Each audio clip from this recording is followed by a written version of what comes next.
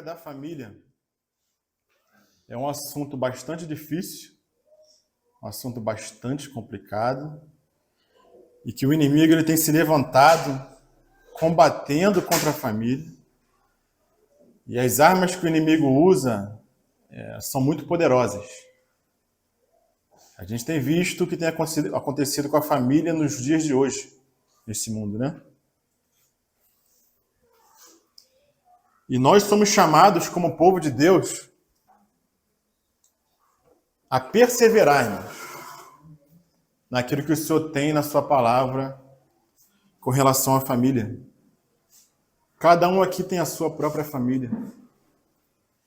E cada um viveu ou vive, geralmente, de acordo com aquilo que aprendeu, né? Conduz a sua família de acordo com aquilo que aprendeu. Mas será que o que nós aprendemos está de acordo com as Escrituras? Então, essa série de ministrações, irmãos, elas servem justamente para nos confrontar. Se a palavra não nos confronta, irmãos, a gente está aqui no encontro social. A vida de Cristo não cresce em nós. Mas quando a palavra nos confronta, e nós somos colocados contra a parede, irmãos, e nos rendemos ao Senhor, aí sim nós podemos experimentar qual é a boa, perfeita e agradável vontade do Senhor. Todos eu sei que querem experimentar essa vontade, amém? Amém. Amém, irmãos. Mas existe um preço a se pagar. Existe um transformar de mente e um transformar de entendimento. Então que o Senhor nos dê graça, tenha misericórdia de nós, para que nós estejamos humilhados aos seus pés e querendo verdadeiramente aprender. Ninguém aqui é dono da verdade, ninguém sabe de nada, mas a palavra sabe. A palavra, ela é dona da verdade. E nós confiamos na palavra do Senhor. Amém? O que nós temos visto, irmãos, até agora? Uma pequena recapitulação do que nós temos visto, para a gente não se esquecer. Então, a nossa série desse assunto é sobre a família na perspectiva de Deus. Como viver em família segundo a perspectiva de Deus. É isso que nós queremos aprender. Não importa a idade que nós tenhamos. Se já somos mais idosos, se somos mais jovens, todos temos que aprender como Deus desenhou a família para que ela funcionasse. Então nós vimos o que, primeiramente? Os conflitos e desafios que a família cristã enfrenta. Esse foi o primeiro assunto que nós vimos. Como o mundo tem confrontado e combatido a família.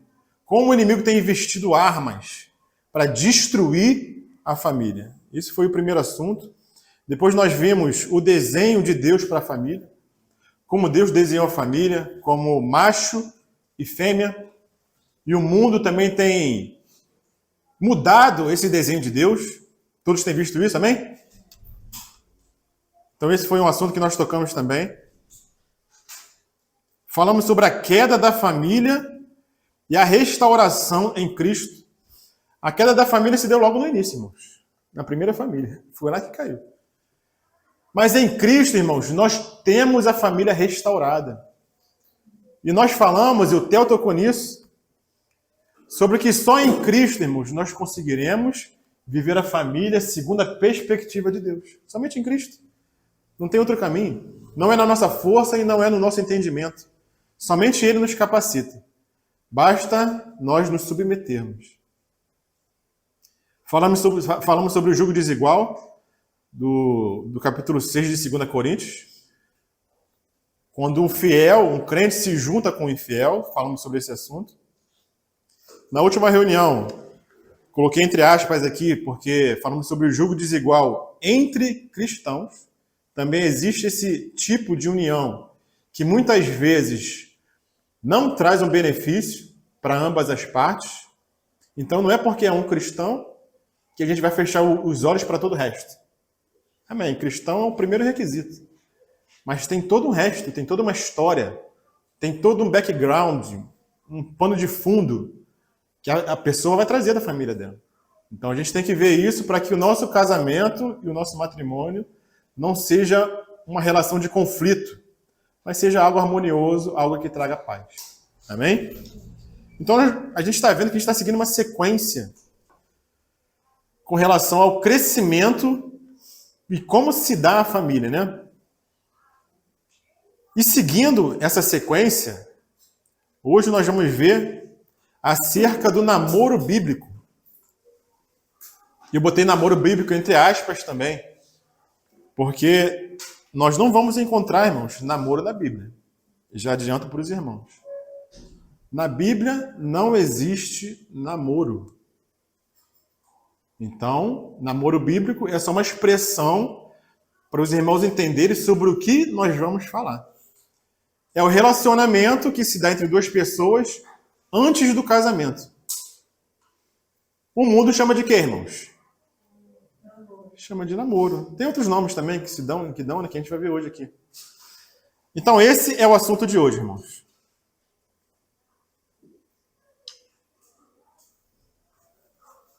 Vamos abrir lá em 2 Timóteo, capítulo 3, versículo 16. Diz assim: toda a escritura é divinamente inspirada e proveitosa para ensinar, para repreender, para corrigir e para instruir em justiça, a fim de que o homem de Deus seja perfeito e perfeitamente habilitado para toda boa obra. Todos aqui nessa manhã querem aprender? Amém. Amém. Todos aqui nessa manhã querem ser repreendidos pelo Senhor? Querem ser corrigidos?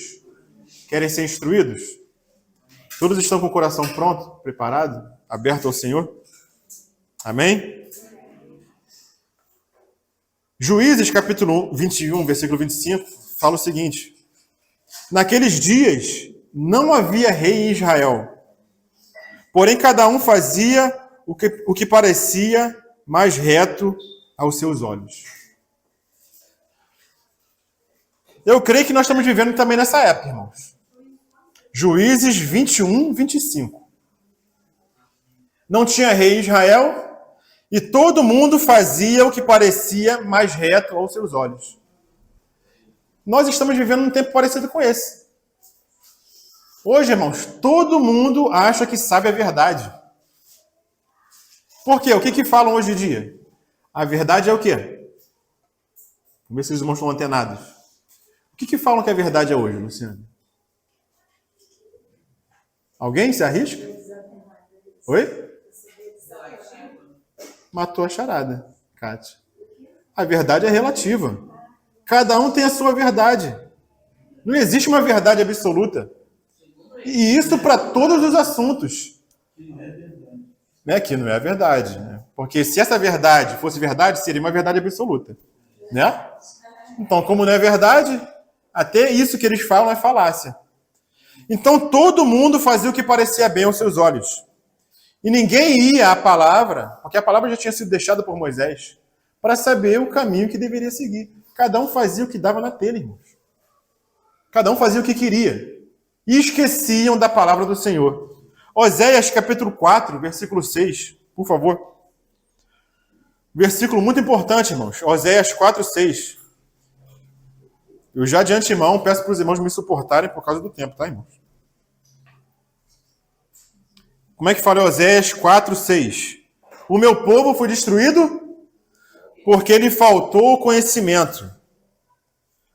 Porque tu rejeitaste o conhecimento, também eu te rejeitarei, para que não sejas sacerdote diante de mim. E olha, irmãos, o mais grave. Preste atenção. E visto que te esqueceste da lei do teu Deus, o que vai acontecer? Também eu me esquecerei dos teus filhos. Alguém quer que Deus se esqueça dos seus filhos? Mas sabia que isso acontece? Quando que isso acontece? Quando nós nos esquecemos da lei do Senhor. Quando nós nos esquecemos da lei do Senhor, o Senhor fala: eu me esquecerei dos teus filhos. Irmão, isso é muito grave, irmão. Isso é muito grave. E às vezes a gente se indaga, se pergunta por que nossos filhos estão caminhando em determinado caminho, longe do Senhor. Nossos filhos são criados na igreja. E por que em um determinado momento eles escolhem o mundo? Porque muitas vezes os pais se esquecem da lei de Deus. E não é porque nós frequentamos igreja que nós estamos lembrando da lei de Deus, não, tá, irmãos? Não é o frequentar de igreja, o frequentar de culto, que vai dizer que nós estamos seguindo a lei de Deus. A lei de Deus, como foi falado aqui nessa manhã, nós temos que seguir dia a dia. Não é só quando vem domingo na reunião, na quarta-feira. A lei de Deus nós temos que seguir e considerar dia a dia. Nós seremos perfeitos, irmãos, na lei de Deus, cumprindo ela? Não seremos. Mas o Senhor vai olhar o nosso coração. Ele é um filho que se esforça para cumprir a lei de Deus. Mesmo errando, ele se arrepende. Ele considera sempre a palavra nas suas decisões. Porque uma pessoa piedosa significa isso. O que é uma pessoa piedosa? É uma pessoa que sempre considera a palavra nas suas decisões, em tudo que vai fazer. Por isso que nós temos que estudar muito os puritanos, irmãos. Os irmãos conhecem os puritanos? Século XVI, século XVII? Irmãos, os puritanos o que faziam? Eles buscavam a palavra para aplicar a palavra em todos os detalhes da sua vida. Simplesmente todos. Não ficava nenhum de fora. Por isso eles são chamados de puritanos. Eles buscavam uma vida pura, uma vida santificada em todos os seus caminhos. 2 Coríntios fala assim, derribando raciocínios e todo baluarte que se ergue contra o conhecimento de Deus e levando cativo todo pensamento à obediência de Cristo. O nosso pensamento tem que ser cativo à mente de Cristo, irmãos. E, inclusive nesse assunto de relacionamentos antes do casamento. Esse assunto é um tabu na igreja. Pouco se fala sobre namoro antes do casamento. É um assunto que não é falado. Por isso nós vemos o povo de Deus como, irmãos? Cada um seguindo o que acha correto. Fazendo o que acha certo. Todos conhecem aqui o irmão Paul Washer? Já ouviram falar? Paul Washer. Americano? Já, né? Ele fala o seguinte. Namoro está tão distante da Bíblia que ela nem cita. O namoro está tão distante da Bíblia que ela nem menciona essa questão do namoro. Então, irmãos, nós devemos nos guardar em pureza diante do Senhor. Esse é o nosso chamamento. Então, os valores cristãos que eram tidos em autoestima tempos atrás, os irmãos mais antigos lembram disso? Hoje em dia, irmãos, eles são atacados. Os valores bíblicos, mesmo que a sociedade não fosse, digamos assim, convertida, a sociedade seguia valores cristãos, irmãos. Mas o que a televisão tem feito? O que os filmes têm feito? O que as novelas têm feito? Eles têm trazido um outro padrão para a humanidade. Um outro padrão para o mundo. Que é um padrão de promiscuidade. Um padrão de prostituição. Um padrão de pornografia. É isso que está entrando na casa, irmãos, na casa dos mundanos, dos ímpios. E o mais impressionante, tem entrado na casa dos crentes também. Esse padrão. Infelizmente, a igreja tem sido influenciada pelo mundo. E tem sido cada vez mais difícil, irmãos, caminhar como um pai cristão, que quer seguir a palavra, como uma mãe piedosa, que quer seguir os ensinamentos do Senhor, porque a sociedade ela está indo de mal a pior. E isso tem influenciado o ambiente da igreja. Na igreja tem entrado ventos de doutrina, pseudo-verdades, que têm relativizado a palavra de Deus. Mas nós, irmãos, como pais, nós temos que cuidar dos nossos jovens.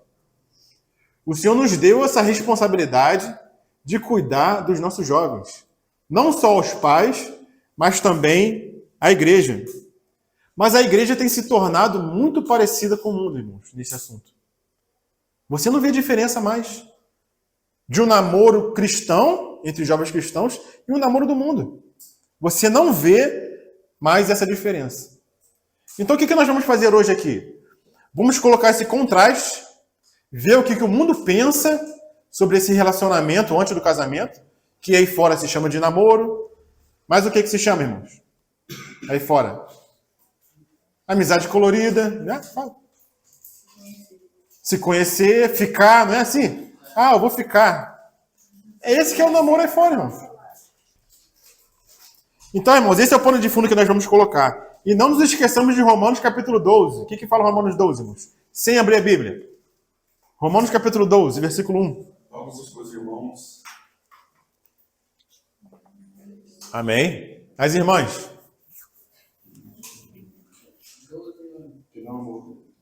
Sem pegar cola, Cátia, sem cola. Não vos conformeis com esse presente século, mas transformai-vos, irmãos, pela renovação do vosso entendimento, para que experimenteis qual seja a boa, perfeita e agradável vontade de Deus. Nunca se esqueça desse versículo também. Jovens, nunca se esqueça desse versículo. Nós não temos que pensar como o mundo. Nós não temos que agir conforme o mundo age. Vocês estão inseridos na escola. Está cheio de mundo ali em volta, não está? Estão cercados por mundo, irmão. E eles têm padrões de conduta, que não são os nossos padrões de conduta, irmão. Jovens, cristãos do Senhor, amados jovens, nosso padrão de conduta é um padrão celestial, é um padrão mais elevado. Nós não podemos caminhar conforme os coleguinhas da escola caminham. Conforme os jovens desse mundo caminham. Amém? Nós não podemos tomar a forma desse mundo. O que o irmão Burke falou ontem? O que é cair em apostasia? Só pode cair em apostasia quem tem fé. O que é cair em apostasia? E ele falou ontem. Cair em apostasia é se conformar com o mundo. E o que é avivamento? É voltar à palavra de Deus. Então nós temos que voltar à palavra de Deus com relação a esse assunto de namoro, entre aspas. O que o mundo entende sobre namoro, irmãos? O que é o namoro para o mundo? O namoro para o mundo é você ter privilégios com outra pessoa. Esse é o entendimento do mundo. Quando alguém pede uma garota para namorar, o que ele quer? Ele quer um pouco mais do que a amizade pode fornecer para ele. A ideia não é essa, irmãos? Pedir outra pessoa em namoro, quando o garoto pede a pessoa em namoro, ou vice-versa, porque hoje em dia, né, não é só o menino que avança, é a menina também que está avançando, né? A ideia é o quê? Eu quero namorar para poder beijar, não é isso? Para fazer carícias, para poder tocar, para poder ter um relacionamento mais íntimo. A intenção do mundo com relação ao namoro é essa. Ter permissão e certos privilégios que a amizade não concede. É um pouco mais do que a amizade. Você bota um filme na televisão, irmãos, o que vai aparecer é isso. É o que vai influenciar a mente do jovem hoje. Esse é o padrão do mundo. Então, como que o mundo vê o namoro? Para nós não existe essa palavra na Bíblia, namoro. É um relacionamento antes do casamento. O mundo não considera namoro ou noivado, podemos usar a palavra noivado também, né? Esse relacionamento antes do casamento. O mundo não considera o namoro ou o noivado um compromisso sério para o matrimônio. Começa por aí. Eu vou namorar para casar. No mundo não existe. O namoro no mundo é como se fosse uma permissão, uma licença para fazer algo a mais do que amizade. É simplesmente uma relação de prazer, de entretenimento, uma relação de conveniência, uma relação de satisfação na área sexual, sentimental e emocional. Como a Luciana falou, essa relação começa e termina a qualquer momento. A qualquer momento ele namora, daqui a pouco, semana que vem, não quer mais. Outra coisa, não precisa de autorização dos pais. Qual o jovem aí fora que pede autorização dos pais para namorar? Eles simplesmente comunicam. Tô namorando, hein? E o pai tem que aceitar. Ai do pai que se levantar contra. Ele pode variar. Hoje eu estou com uma pessoa, semana que vem eu estou com outra, mês que vem eu estou com outra, e não tem limite. E o palavreado que fala é o quê? Eu estou ficando. Eu estou ficando com outra pessoa. Então, o namoro no mundo é algo descartável, superficial e egocêntrico. A pessoa quer satisfazer os próprios desejos e as próprias necessidades. Nós vemos que claramente, irmãos, essa não é a visão bíblica. Amém? Claramente, essa não é a visão bíblica para o namoro e para o noivado. E qual é o problema desse tipo de relação mundana? Qual o problema, irmãos? Todos. Simplesmente todos. Esse tipo de relação é desgastante. Principalmente para a mulher, irmãos. Principalmente para o sexo feminino. Ela deixa marcas emocionais e, às vezes, deixa marcas físicas desnecessárias. Traumas. E, geralmente, em épocas precoces. E isso causa muito dano, irmãos. Isso causa muito dano. Na neurologia, se estuda, o cérebro humano. E lá eles falam que, principalmente o cérebro feminino, ela tem uma unidade que é bela, eles falam, né? É uma unidade interessante. E quando a mulher começa a se relacionar intimamente, emocionalmente, sentimentalmente, e essas relações, em determinado momento, são quebradas, há uma fragmentação do cérebro da pessoa. O cérebro e o coração começam também a se fragmentar.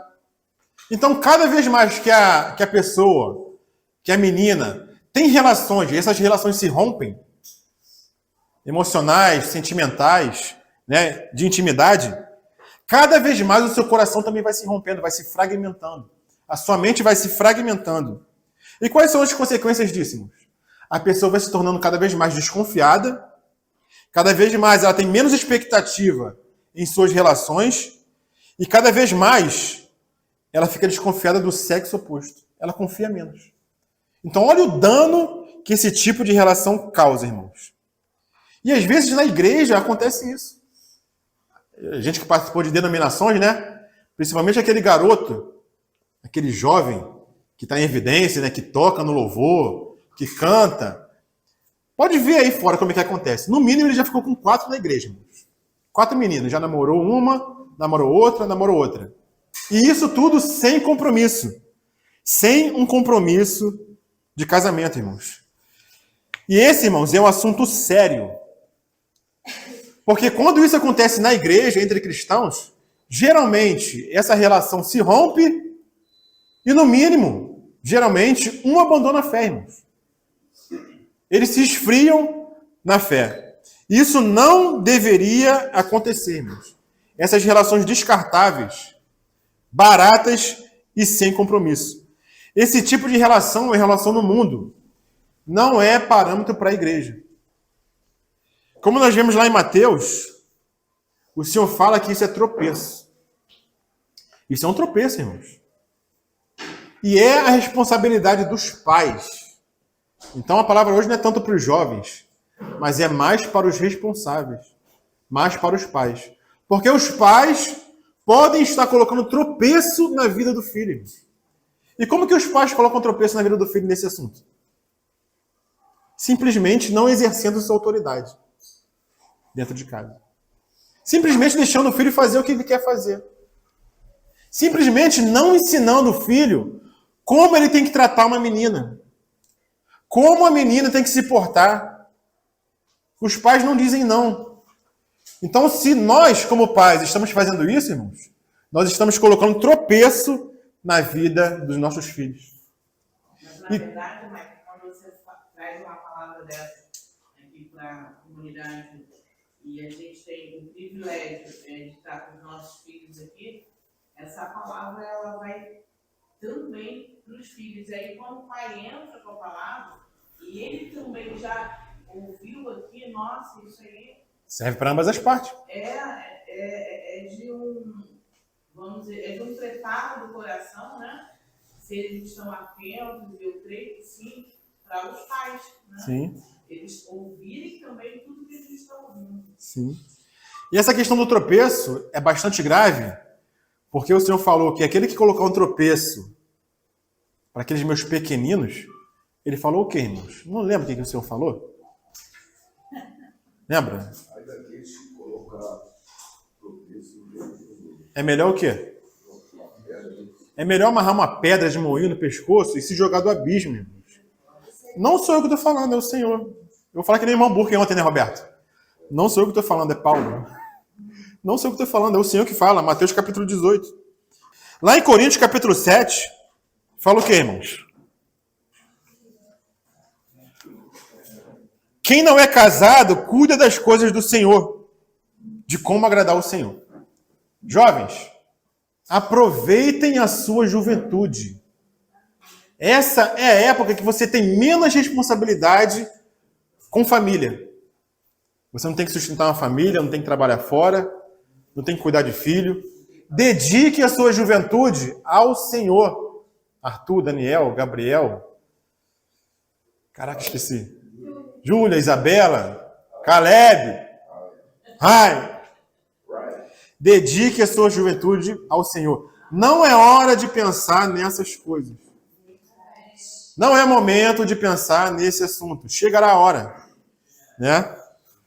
Então, irmãos, quando nós somos solteiros, é muito mais fácil servir o Senhor. Porque o casado cuida de quê, irmãos? Das coisas do mundo, em como tem que agradar a esposa. A esposa é a mesma coisa. Então, é uma responsabilidade a mais, né? Show de bola? Amém.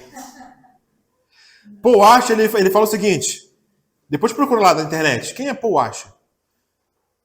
Não sei se os irmãos vão se escandalizar ou se vão gostar, mas procure saber quem é Paul Washer. E procure uma pregação específica. Bota lá, Paul Washer, pregação impactante. Anota aí, para depois vocês verem. Já viu, Éder? Ele fala assim, esse assunto de relacionamento é para homens e não para criança. Quem é que é homem, irmãos? Quem é homem? Porque muitos jovens se acham homens, certo? Eu já sou homem, irmão. Tenho 18 anos, já posso fazer o que eu quiser da minha vida. Beleza, não é assim não, irmão. Você trabalha? Você se sustenta? Você sustenta uma casa? Você é responsável? Se você depende do seu pai, você ainda é criança. Você pode ter 35 anos. Dependeu dos pais, é criança. Ainda não é homem. Então você se torne homem primeiramente, para depois pensar nesse assunto.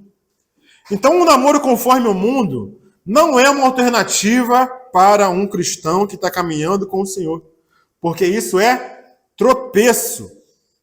Uma outra coisa que pode acontecer. Uma coisa que hoje em dia a igreja não liga muito. Testemunho. Saber que você pode danificar o seu testemunho se você entra num relacionamento sem compromisso. A gente muitas vezes não liga para isso, né? O meu testemunho, eu quero satisfazer minhas necessidades. E os pais estão aí para quê? Para direcionar, para travar, formar caráter. E quando você não escuta o conselho dos pais, você pode danificar o seu testemunho, tanto na família, quanto na igreja, quanto na sociedade. Eclesiastes capítulo 10 fala que qual mosca morta faz o unguento do perfumador exalar mau cheiro, assim é para a sabedoria e a honra um pouco de estultícia. Eu sempre tentei entender esse versículo, não consegui. Então, abre lá então. Eclesiastes capítulo 10, versículo 1. O que é mais fácil? Construir ou destruir? Vai construir uma casa para tu ver o trabalho que dá. Agora, vai destruir a casa. Vem cá, o trator, o guindaste, chega aqui. Pum, derruba tudo, acabou. Meu. Qual mosca morta faz o unguento do perfumador exalar mau cheiro? Assim é para a sabedoria e a estultícia e a honra um pouquinho só de estultícia. Imagina um vidro de perfume. Pode botar aí. Ó. Um vidro grande de perfume. Quantos ml aí? Bota 1 litro de perfume. Olha o tamanho da mosca. Bota a mosca lá dentro para ver o que vai acontecer com o perfume. Vai estragar tudo. Então nós podemos estar caminhando com o Senhor. Construindo algo no Senhor. Honrando o Senhor. Mas se nós nos descuidarmos por um momento, tomarmos um caminho que, isso aqui não tem nada a ver. Qual é o problema de fazer isso? Isso vai danificar todo um testemunho que você construiu ao longo do tempo. Uma pequena atitude, irmãos, uma pequena decisão pode destruir a sua vida no Senhor. E para reconstruir, irmãos, dá trabalho. Claro que a graça do Senhor nos ajuda. A graça do Senhor nos capacita. Mas uma mosca, ela pode destruir o perfume do perfumista. Entendeu? Amém? Posso ler o meu? Pode ler. Assim, ó. As moscas mortas fazem com que o óleo do perfumista se corrompa e produza mau cheiro. Da mesma forma, um pouco de tolice pode fazer o conhecimento perder todo o seu valor. É isso que nós estamos falando, né? Então, cuidado com as decisões erradas que nós tomamos. Será que aquela pessoa é legal para me relacionar? Busca o conselho dos pais, busca o conselho dos irmãos da igreja, para que nós não danifiquemos o nosso testemunho, irmãos. Amém? Pai, agora eu quero falar com os pais aqui. É responsabilidade nossa, irmão. O Senhor nos deu autoridade com relação à nossa família. Nós temos que exercer a nossa autoridade.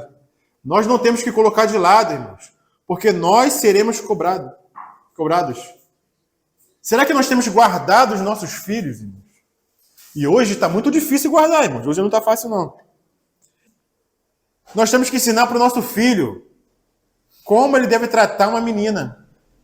Como ele deve falar com uma menina. Como ele deve chegar até uma menina. Para começar, não deve nem chegar até a menina. A gente vai ver como que se inicia um namoro, um relacionamento. Como a minha filha deve se portar. O marido, com a ajuda da esposa, com o apoio da esposa, tem que trazer esse ensinamento para dentro de casa, irmãos. A sua filha não pode andar de qualquer maneira na rua, com qualquer roupa. Ela não pode ser um chamarisco para os outros. Tem que ter cuidado com isso, irmãos. O que o irmão Burke falou ontem também? Irmão Eduardo Burke. Esse assunto de pecado na igreja tem que ser tratado. É fermento. Tratar a vida cristã com seriedade. Nós temos que voltar para a palavra e tratar o pecado. A gente tem visto o mundo cristão hoje em dia, né? Você sabia que nas denominações isso não é mais falado? Isso não é mais exigido? Que haja uma pureza antes do casamento? Ninguém fala mais nisso, irmão. Ninguém exige mais. Ninguém se preocupa com isso. Eu vi uma vez um versículo falando que o nosso sangue ele representa a vida, né? Sim. E aí estudos mostram que quando a gente tem uma relação com uma pessoa, parte do nosso sangue vai para essa pessoa e fica nela. Então, como um pacto, É tipo um pacto. uma aliança que a gente faz. Isso. E a palavra fala que essa união não é somente corporal, mas chega até o nível do espírito. Se torna um espírito com essa outra pessoa. Né? Então, quão sério, irmãos, é esse assunto? Aí, jovem, muitas vezes o jovem pensa assim, poxa, mas a minha vida nem começou.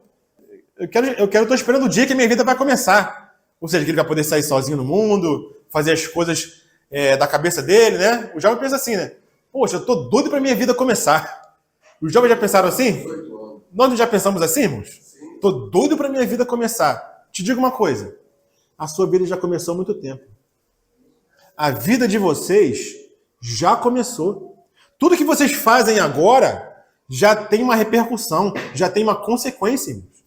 Então não é que sua vida vai começar quando você começar a trabalhar, a se relacionar. Sua vida já começou. Cuidado com as decisões que vocês tomam. Estejam sempre submissos aos seus pais, que são autoridade do Senhor sobre suas vidas. Os pais, os avós que se preocupam com os netos. Escuta, calma. Né? O filho sábio faz o quê? Ouve o conselho. Mas o filho tolo faz o quê? Despreza. Isso está lá em Coríntios. Então, Paulo fala, fugir da prostituição. Qualquer outro pecado que o homem comete é fora do corpo. Mas o que se prostitui peca contra o seu próprio corpo. Ou não sabeis que vosso corpo é santuário do Espírito Santo, e que habita em vós, o qual possuís da parte de Deus, e que não sois de vós mesmos, porque fostes comprado por preço. Glorificai, pois, a Deus no vosso corpo. Você sabia que seu corpo não é seu? Sabia disso, galera? O seu corpo não é seu. Nosso corpo é templo do Espírito Santo. Nós não podemos fazer o que nós queremos, qualquer coisa. Amém? Amém? Não deixe o sentimento te guiar. Onde que o sentimento tem que andar, irmãos? No banco do motorista ou no banco do carona, atrás? Sentimento, irmãos, ele tem que existir no relacionamento. Mas ele não deve guiar. Ele não deve conduzir, irmãos. Não estou dizendo que não tem que ter sentimento no relacionamento. Tem que haver sentimento. Mas o sentimento não pode te guiar. Ah, mas eu gostei, mas eu estou apaixonado. Mas o meu coração queima. Mas eu sinto calafrio. Nosso coração é enganoso. Ele é muito enganoso. Como que é as borboletas? Ah, sim, irmãos. Para nós vermos como o sentimento é perigoso, um exemplo bíblico, né? Os irmãos lembram de Aminon e Tamar? Quem não lembra, levanta a mão. Aminon e Tamar. Filho de Davi. Aminon era meio-irmão de Tamar. Era irmão somente por parte de pai. Mas o que Aminon fez? Ele estava apaixonado pela minha irmã. Ele estava tão apaixonado, irmãos, que ele ardia, que ele enfermava. Era um sentimento tão forte que ele tinha pela minha irmã, que ele cometeu, irmãos, uma coisa grave. Ele quis estar com a irmã intimamente. Então ele arquitetou algo para poder estar com a irmã. Depois que ele conseguiu, irmãos, o que aconteceu com o sentimento dele? Não, ele não se arrependeu, não. Qual foi o sentimento dele, irmãos? 2 Samuel, capítulo 13, diz: depois, Aminon sentiu por ela grande aversão. Então ele partiu de um sentimento que ele tinha pela irmã por uma aversão. No momento seguinte, irmãos. E maior foi a aversão que sentiu por ela do que o amor que ele lhe devotara. Então, olha qual o perigo do sentimento, irmãos. Não confie nos seus sentimentos. Os sentimentos foram feitos pelo Senhor, mas para andar no banco de trás, tá? A visão é o contrário, né? Oi? É o contrário de amor. É tipo aversão, um repúdio, entendeu? Você não quer ver nem pintado de ouro. Alguém levantou a mão aí? Oi? Desprezo. Isso é mesmo. Ou seja, no momento ele amava, depois que ele conseguiu o que ele queria, desprezou. Isso é o sentimento. Então, cuidado com o sentimento. Agora vamos ver, irmãos, o que é um namoro bíblico. Não se escandaliza, tá? O que é o namoro bíblico? A Bíblia fala nesse tipo de relacionamento, ele fala de desposar. O que é você desposar alguém? É aquilo que José fez com Maria. José e Maria não estavam casadas. Não sei se todos sabem disso, né? Quando ela concebeu do Espírito Santo, eles não eram casados. Eles eram desposados. É como se eles fossem noivos. Eles estavam prometidos um para o outro. Mas eles não tinham nenhum relacionamento íntimo. Então, desposar é isso. É o compromisso que o homem faz diante da família da menina e diante da sua própria família, para casar-se com essa mulher. Então, o relacionamento bíblico, o propósito dele é qual, irmãos? É o casamento. Você está com o propósito de casar? Beleza? Conversa com seus pais. Eu estou me interessando por aquela menina. Os pais vão ver se a menina é direita, se é do Senhor, e vão te ajudar nessa escolha. Lembrando que para ele chegar a esse ponto, ele tem que se autossustentar, né? Claro, tem todo um requisito, né? Eu gostei, vou falar, e não tem nem onde cair morto, vai depender de pai e mãe. Aí entra os pais, vem cá, tu vai se sustentar como? Então, irmãos, o namoro bíblico não é para experimentar ninguém. Porque o mundo faz isso, né? Ah, como é que eu vou saber se eu vou gostar dela depois de casar? Tem que experimentar uma, experimentar outra, vai experimentando. Para saber qual que ele vai gostar para poder casar. Isso não é o namoro bíblico. O homem, ele vai até a família, ó, o homem, não é a criança, é o homem, você já é homem.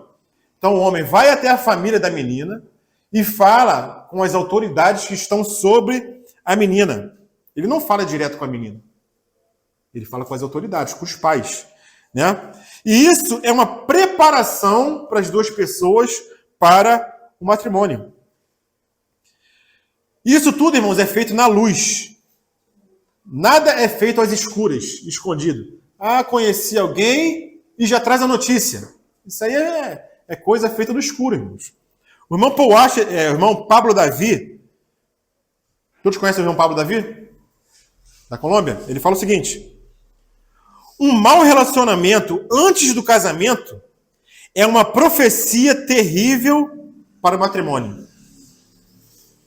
De um divórcio ou de um pecado moral na vida do casal. Então, quando o relacionamento começa errado, irmãos, isso é uma profecia de um mau matrimônio, de um terrível matrimônio. E isso pode levar ao divórcio e pode levar também a um adultério durante o casamento. Biblicamente falando, a família é responsável diante de Deus pelo relacionamento dos seus filhos. Pais, vocês são responsáveis e vão responder diante de Deus com relação ao relacionamento dos seus filhos. O Senhor colocou os pais. Tanto é que a gente vê no Antigo Testamento o quê? Sempre quando a gente vê essa questão de relacionamento, o que o Antigo Testamento fala? E o Novo também.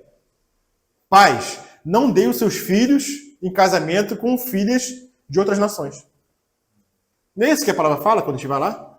Então são os pais que têm essa responsabilidade de dar em casamento ou trazer alguém em casamento para o seu filho. Paulo fala isso lá em Coríntios. Mas se alguém julgar que lhe é desonroso conservar solteira sua filha, donzela, se ela estiver passando da idade de se casar, e se for necessário, faça o que quiser, não peca, case. Mas é o pai que vê isso. Então os pais, são o primeiro filtro para se iniciar a relação dos filhos com vistas ao casamento. Então olha a autoridade que o Senhor dá para os pais. Não despreze, irmãos, essa autoridade que o Senhor te dá.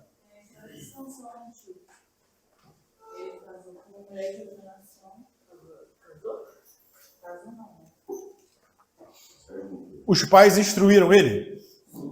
Ele escutou os pais? Então, muitas vezes, os pais instruem, dão conselho, mas os filhos não escutam, irmãos. E isso acontece de montão. Acontece muito. E eu vou dar 2 exemplos para os irmãos aqui. 2 casais, amigos, conhecidos. A mãe do rapaz falou para a menina: ó, meu filho é um irresponsável. Falou para ela antes de casar: meu filho é irresponsável. A menina casou sabendo. O que aconteceu depois? Sufoco na vida. Estão passando sufoco na vida. Mas a mãe avisou. E era mãe ímpia, tá? Não era cristã, não. Então, mesmo se seu pai for ímpio, sua mãe for ímpia, eles ainda são autoridades sobre sua vida. Eles têm conhecimento, têm sabedoria. O pai deu uma certa sabedoria para os pais, para poder ensinar o filho. Um outro exemplo de um amigo meu. Um amigo meu foi iniciar um relacionamento, foi falar com o pai da menina. Sabe o que o pai da menina falou para ele? Eu não criei minha filha para depender de homem. Esteja ciente disso. É assim mesmo. Eu não criei minha filha para depender de homem. Eu criei ela para ser independente. Beleza. O meu amigo foi e casou. Sabe o que aconteceu? Depois de 2 filhos, divórcio. Porque a mulher não foi criada para depender de homem. Não honrava ele, discutia com ele, não tinha ele como autoridade, desprezava ele, não escutava o conselho do marido. Ele não aguentou. Ele não aguentou. Se separaram recentemente. Então isso é que acontece, irmãos, quando nós não escutamos conselho. Um exemplo do Antigo Testamento. Como que Abraão casou o seu filho Isaac? Foi Isaac que foi correr atrás da menina? Não, foi Abraão. Abraão só não foi buscar Rebeca porque ele já estava idoso. Então ele mandou seu servo, Eliezer. Então Eliezer representava a autoridade de Abraão. Eliezer, um homem sábio, o mais antigo da casa de Abraão, ele chega lá na terra dos parentes de Abraão. Ele faz o que primeiro, irmãos? Ele ora. Ele ora ao Senhor. Pais, vocês têm que orar com relação aos relacionamentos dos seus filhos. Nós temos que orar com relação ao relacionamento futuro dos nossos filhos. Já temos que estar em oração. Então Eliezer ora. Se acontecer determinada coisa, se vier uma mulher aqui com um cântaro, me der de beber e der de beber para os meus camelos, que seja ela, irmão. Que seja ela, Senhor. Que será a mulher que o Senhor escolheu. Então o que acontece? Aparece Rebeca, dá de beber a Eliezer e aos camelos. Uma mulher que servia. Então Eliezer orou ao Senhor e agradeceu ao Senhor. Eliezer falou alguma coisa com Rebeca? Sobre, tem um menino que é Isaac, que ele quer casar com você. Ele falou alguma coisa com Rebeca? Não. Ele foi nos pais dela, nas autoridades.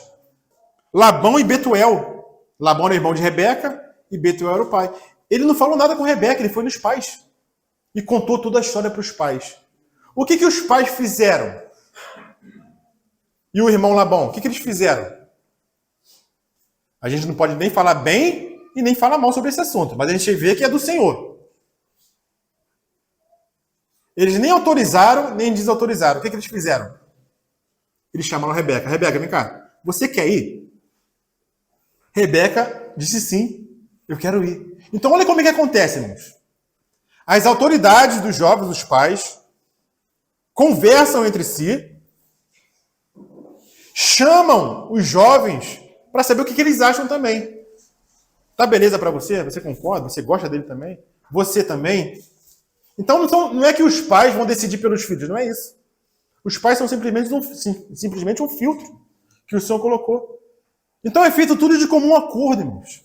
Mas os pais têm autoridade de dizer não. Sabia disso? Os pais têm autoridade dizendo, não, você é muito nova. Não está na sua hora ainda. Você vai sustentar ela como? Como é que você vai sustentar ela? Você trabalha? Você tem uma vida piedosa no Senhor? Então os pais têm autoridade de dizer não. Mas os pais também não podem obrigar, como acontecia no passado. Não, escolher ele para casar com você, você vai casar com ele. E casava obrigado. Também não é assim. Então, irmãos, tudo é feito de acordo com o que o Senhor estabeleceu. E nós vamos achar isso aonde, irmãos? Na palavra. Deve haver consentimento mútuo da família, dos filhos, e tudo tem que ser feito à luz das Escrituras. Por que vocês acham que o pastor, ou o juiz, no meu caso foi juiz, né? E aconteceu também isso. Por que vocês acham que o pastor, quando vai casar, recentemente aconteceu com o Roberto. Por que o ministro ali, ele fala, agora pode beijar a noiva? Por que ele fala isso? E agora pode beijar. Antes não. Antes não. Antes do casamento, o homem não tem direito sobre o corpo da mulher. E vice-versa. Por isso, agora você pode beijar sua noiva. Porque antes não podia. Mas como assim? Eu vou namorar e não posso beijar? Não posso acariciar? Não pode. Não pode. Muito crente rasga as vestes por causa disso, né? Muito jovem, né? Como assim não pode? Né? Eu vejo todo mundo aí fazendo no mundo. Isso é mundo, irmão, não é igreja. O Senhor não é alguém que ele quer te restringir por maldade. O Senhor faz dessa maneira porque ele quer te livrar, irmão, de um mal futuro. Isso é livramento do Senhor. E quando que chegou essa ideia, irmãos, no mundo? Porque a irmã Elisete lembra, né? Como é que era o namoro antigamente, irmã? Para você chegar no portão da menina, irmão, já era um escândalo. Chegar no portão? Que negócio é esse? O meu pai, irmãos, o pai da minha mãe, falou que ia pegar a arma para o meu pai, pô. Porque ele chegou lá na casa deles, assim, do nada, chegou. Só porque chegou. Tá doido chegar aqui? Irmã, sentar no sofá, pô, o cara tinha que ralar para poder sentar no sofá, irmão. Tomar um café. Antigamente era assim, por quê? Porque havia princípios cristãos. Hoje em dia não tem mais isso, irmãos. Hoje em dia os jovens fazem o que querem. e não tem ninguém para frear. Acabou o respeito. Pai, hoje eu vou dormir na casa da minha namorada.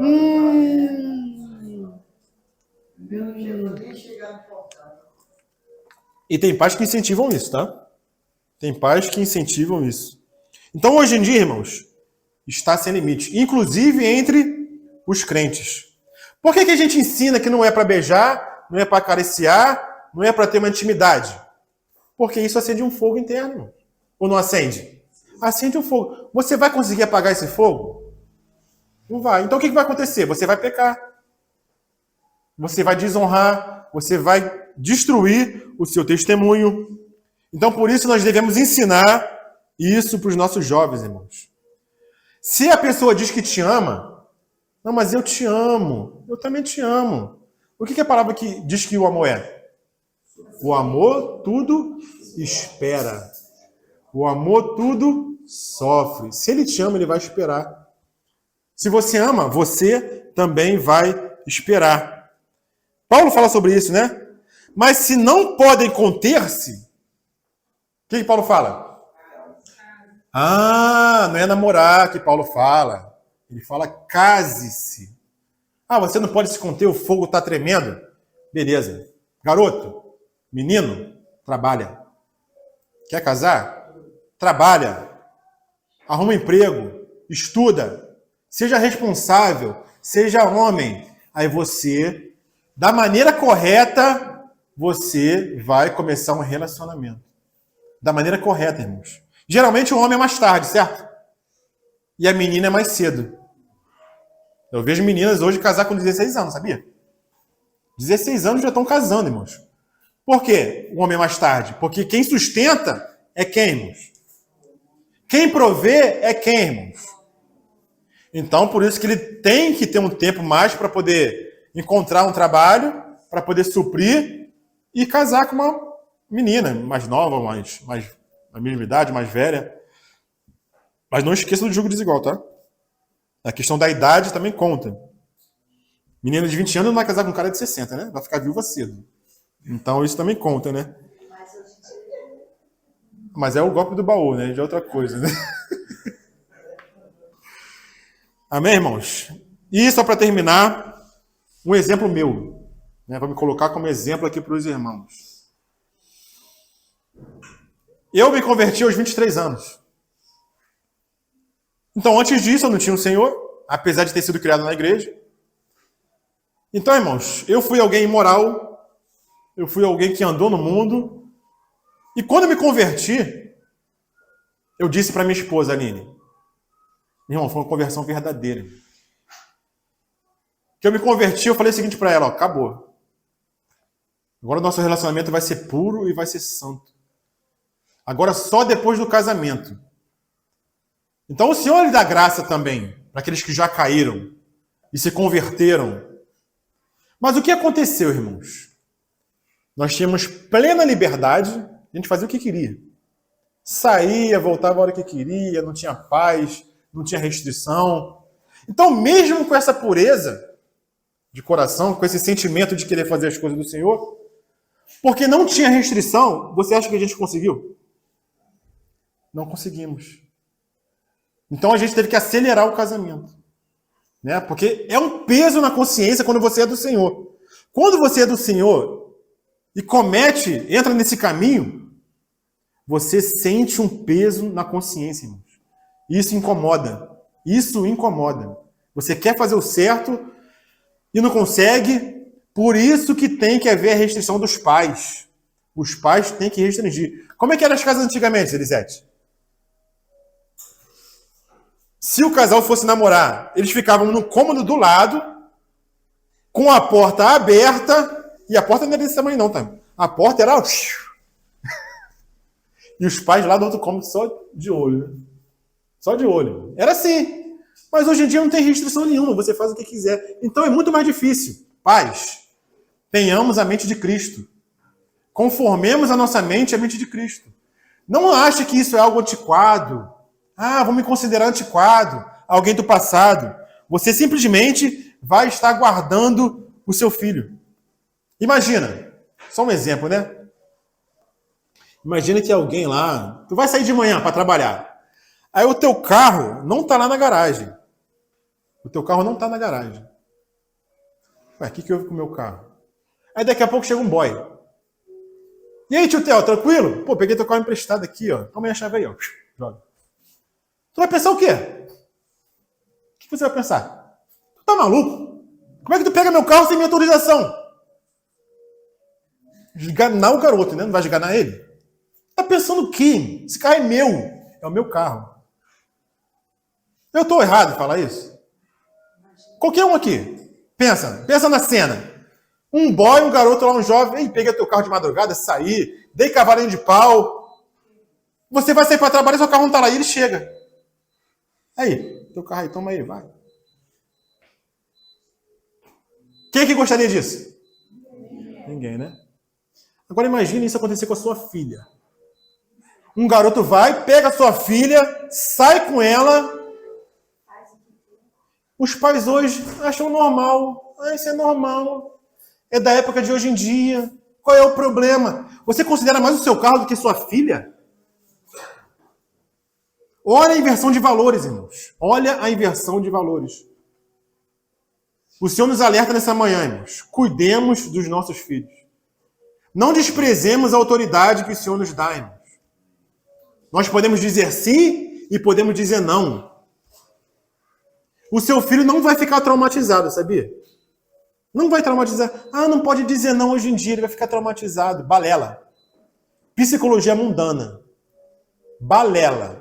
Ele vai te agradecer lá na frente. Lá na frente ele vai te agradecer. Pai, muito obrigado, pai. Você me guardou, você me ensinou, você me instruiu. E hoje eu tenho um casamento feliz, tenho meus filhos, tenho minha família.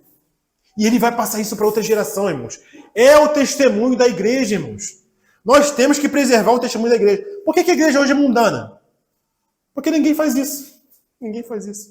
Ninguém se preocupa com o jovem. Deixa ele fazer o que ele quer. Então que o Senhor nos guarde, que o Senhor nos dê sabedoria, que nós não menosprezemos, irmãos, os princípios bíblicos, irmãos. Que os nossos lares possam ser lares que honram o Senhor. Amém, irmãos? Senhor, nós te louvamos, te agradecemos, te bendizemos, Senhor Deus, porque tua palavra está aberta para nós, Senhor Deus. Que nós possamos considerar a tua palavra, Senhor Deus. Que nós possamos considerar o testemunho que nós temos que dar, Senhor Deus, para esse mundo. E que nós possamos nos manter em pureza, Senhor Deus.